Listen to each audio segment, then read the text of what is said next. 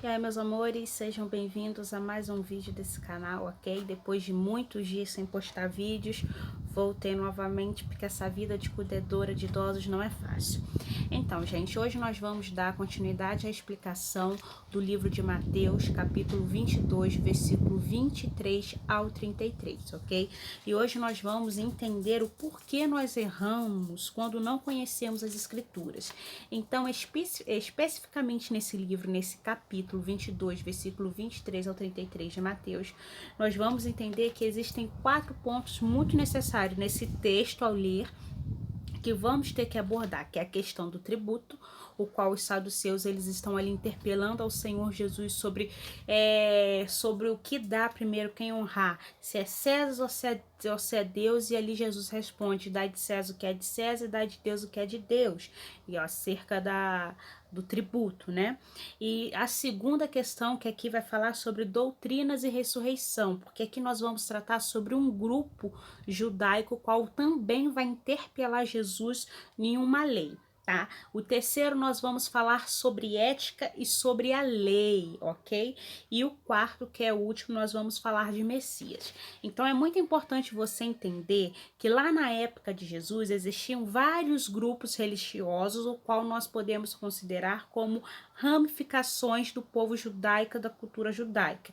E um muito conhecido, qual nós falamos muito dentro da igreja, são os fariseus, saduceus, tem os herodianos, entre outras ramificações. Só que hoje, especificamente, nós vamos falar dos saduceus. E que diferencia os saduceus dos outros grupos religiosos? Então, gente, quem são os saduceus? Esses grandes saduceus são grandes estudiosos da Bíblia, tá? Homens religiosos, tá? Que também fazia parte da ramificação judaica, e o que diferencia eles dos fariseus é que eles não acreditavam na ressurreição dos mortos e também não acreditavam em anjos, tá? Os fariseus sim, já acreditavam na ressurreição dos mortos, do último dia, acreditavam em anjos, ok?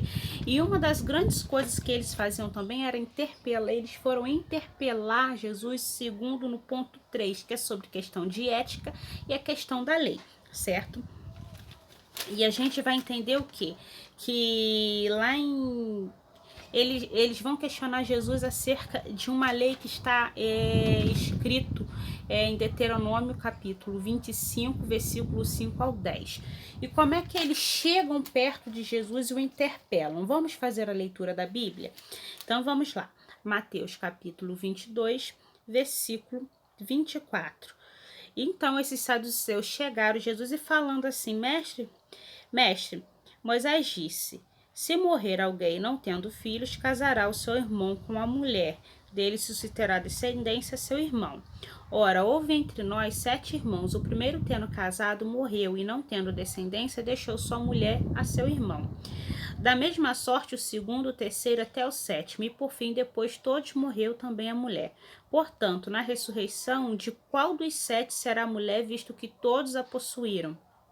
Então, o que eles estão dizendo? Eles estão dizendo que dentro lá da convivência deles, eles tiveram uma experiência dessa, né? Que tinha 7 irmãos, ou a pessoa casou com a mulher veio ficar viúva.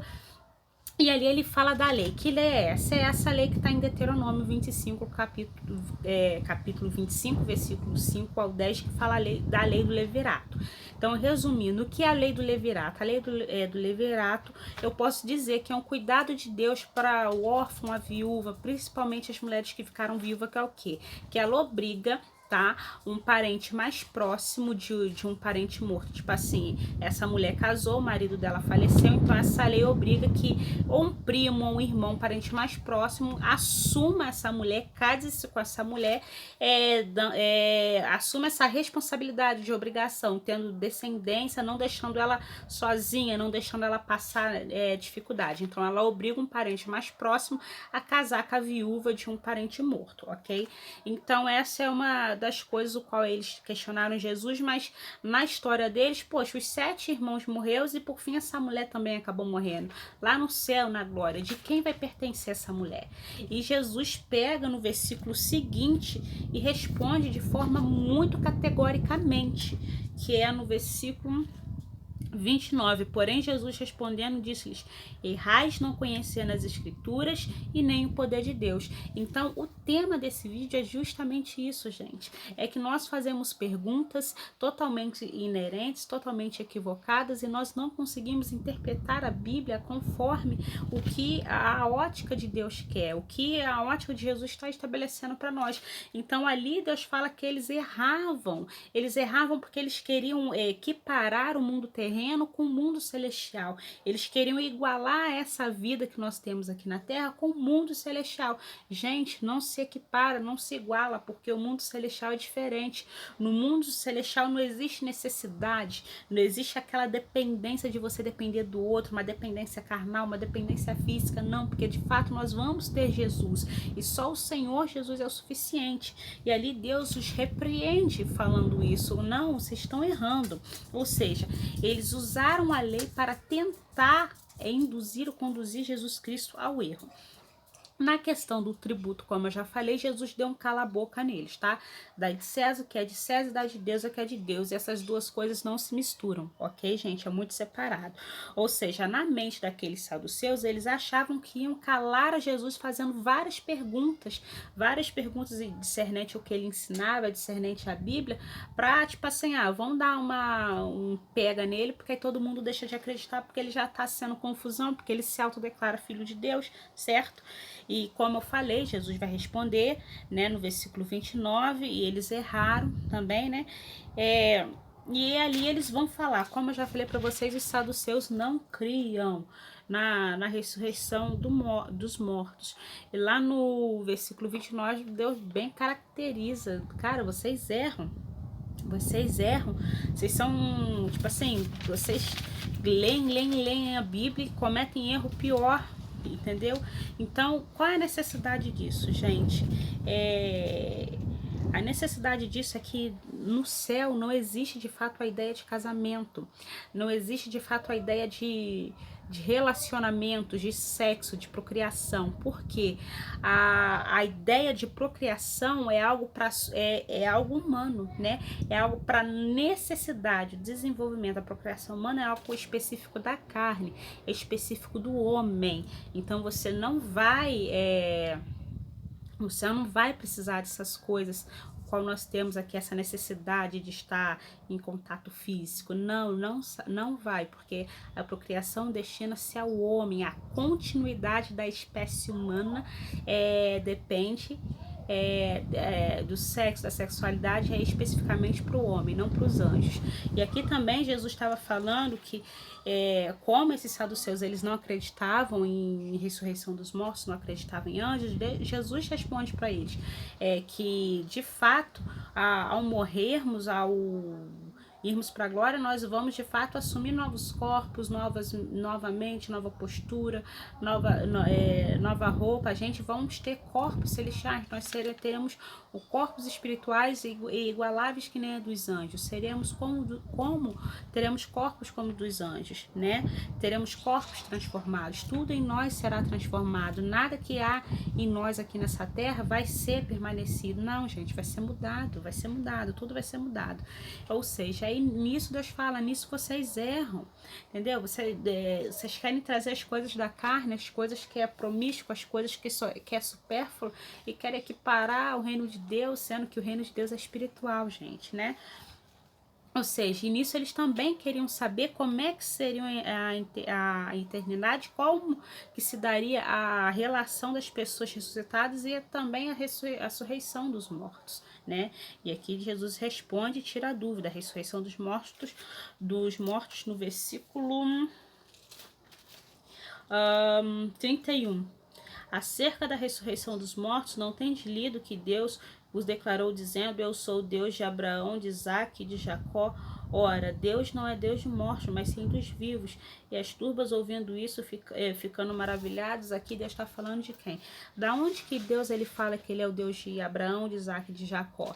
É a experiência que o Moisés teve, acho que é no Monte Horebe da Sassardê, no qual Deus se apresenta a Moisés falando, eu sou o Deus de Abraão, eu sou o Deus de Isaque e eu sou o Deus de Jacó. E a gente fica daí que vem essa expressão, eu sou o Deus de Abraão, de Isaac e de Jacó. Só que é muito importante vocês frisar, quem é? Abraão, Isaac e Jacó são os 3 patriarcas de Israel, muito respeitados pelo povo judeu e pelo povo cristão também. E que se você for ler, o que isso quer dizer? Significa, gente, que Abraão, Deus fez uma promessa para Abraão sobre ele ter uma descendência numerosa, uma descendência abençoada, uma descendência que iria ser multiplicada como os grãos, como a areia, né? E as estrelas do céu, seria uma grande nação. Só que o mesmo Deus também fala, Abraão, esse povo seu, ele vai ir para determinada terra, vai viver em terras estrangeiras, e ali eles vão ficar durante um período, mas depois eu virei, eu vou libertar e vou levar para a terra prometida. Porque Deus promete uma promessa a Abraão e promete também a Isaac, seu filho, e promete para Jacó também a mesma coisa, de terras novas, uma terra que mana leite e mel, apesar dos 3 ambos terem vivido em terras estrangeiras. Só que essa promessa especificamente, ela não se cumpre na vida desses 3 patriarcas, se cumpre na vida de Moisés. Ah, Carla, mas Abraão, Isaac e o Jacó já estavam mortos há muito tempo, sim, mas a essência deles permanece viva. O mesmo cuidado que Deus tinha com eles enquanto eles estavam vivos é o mesmo cuidado que Deus tem com eles enquanto eles estão dormindo, porque morto não está, eles estão dormindo, aguardando a grande promessa da ressurreição. Então Moisés, ele passa a ser o resultado da promessa que foi feita aos 3 patriarcas lá atrás. Então Deus passa a cumprir na vida de Moisés. Ah, mas Moisés, ele não entrou, porém viu. Quem entrou na terra prometida foi a 2ª geração, né, de Josué, e assim sucessivamente. Então, tipo assim, esse povo, essa nação foi escravizada, ficou em terras estrangeiras, porém essa promessa se cumpriu na vida de Moisés. Então daqui tá esse termo, eu não sou o Deus de mortos, eu sou o Deus de Isaac, Abraão e Jacó. Deus não é Deus de mortos, gente. Mesmo que você durma, mesmo que eu utilize essa palavra, ela morreu, Deus cuida de você.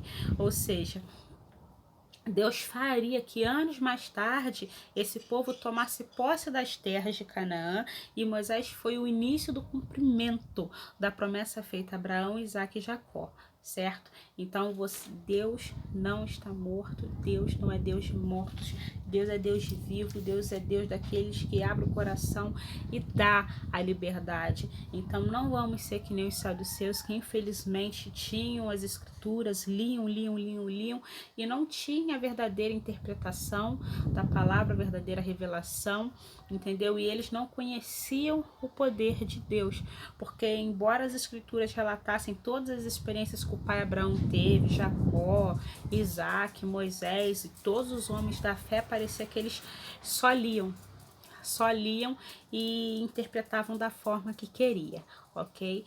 Então esse é o vídeo de hoje, e amanhã eu pretendo trazer para vocês, aprofundar mais sobre a lei do levirato, porque tem muitas pessoas que ficam revoltadas pela lei do levirato, que leva a lei do levirato totalmente voltado para o sexo ou para a sexualidade, e não é assim, tá? Coloca na sua mente, a lei do levirato é um cuidado de Deus para as viúvas, é o cuidado de Deus também para os órfãos ou para aqueles que foram deixados, mas principalmente para as viúvas. E amanhã eu vou explicar o porquê esses saduceus fizeram isso com Jesus, entendeu? Porque que eles quiseram desqualificar Jesus, né? E acabaram sendo desqualificados porque infelizmente interpretaram a Bíblia de forma totalmente errada. E quando nós lemos a Bíblia e interpretamos de forma errada, consequentemente caímos no erro, disseminando o erro, a mentira, aquilo que não é de fato verdade, ou não é de fato aquilo que a Bíblia diz através da palavra de Deus acerca de algum assunto. Ok? Espero que vocês tenham gostado do vídeo. Deixa seu joinha, seu like, deixa seus comentários, e amanhã nós vamos falar sobre a lei do levirato.